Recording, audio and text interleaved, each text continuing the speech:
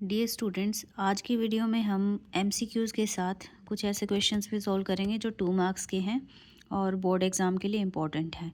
तो आज का हमारा क्वेश्चन है, नागरिक के प्रति जवाबदेही का सबसे बुनियादी परिणाम कौन सा है।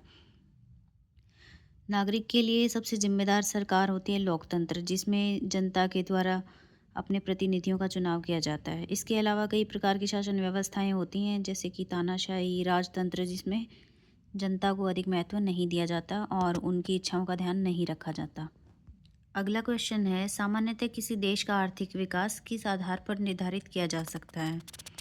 किसी भी देश का आर्थिक विकास निर्धारित करने के लिए हमें देखना पड़ेगा कि वहाँ पर लोगों की प्रति व्यक्ति आय क्या है, लोगों का स्वास्थ्य कैसा है, स्वास्थ्य सुविधाएं कैसी हैं और साक्षरता दर कितनी है।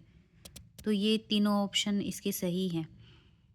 अगला क्वेश्चन है, अध्यापक डॉक्टर की सेवाएं अर्थव्यवस्था के कौन से क्षेत्र में सम्मिलित हैं। एक अर्थव्यवस्था के 3 प्रमुख क्षेत्र होते हैं, प्राथमिक, द्वितीयक और तृतीयक। प्राथमिक क्षेत्र में कृषि, खनन, उत्खनन, पशुपालन, मछली पालन, इस प्रकार की चीज़ें आती हैं। और द्वितीयक क्षेत्र में कोई भी वस्तु जिसका निर्माण किया जाता है या फिर जिसके मूल्य में वृद्धि की जाती है वो शामिल है। इसके अलावा जितनी भी प्रकार की सेवाएं होती हैं, चाहे वो डॉक्टर्स हों, टीचर्स हों, या फिर बैंक या बीमा की सुविधाएं हों, ट्रांसपोर्टेशन है, ये सभी तृतीयक क्षेत्र में शामिल हैं। इस क्षेत्र को सेवा क्षेत्र भी कहा जाता है। अगला क्वेश्चन है, ऋण के औपचारिक स्रोत में क्या शामिल है। ऋण के 2 प्रकार के स्रोत हो सकते हैं, एक औपचारिक और दूसरा अनौपचारिक। औपचारिक स्रोत वे स्रोत होते हैं जिनसे ऋण लेने के लिए हमें पूरी कागजी कार्रवाई करनी पड़ती है। बैंक में लोन लेने के लिए विभिन्न प्रकार के डॉक्यूमेंट्स जमा करने पड़ते हैं। इसके विपरीत जो अनौपचारिक स्रोत होते हैं, जैसे कि व्यापारी, मालिक, ज़मींदार, इन सभी से ऋण लेने पर हमें किसी प्रकार के कागजी कार्रवाई नहीं करनी पड़ती। ये अनौपचारिक स्रोत कहलाते हैं। अगला क्वेश्चन है, वैश्वीकरण ने जीवन स्तर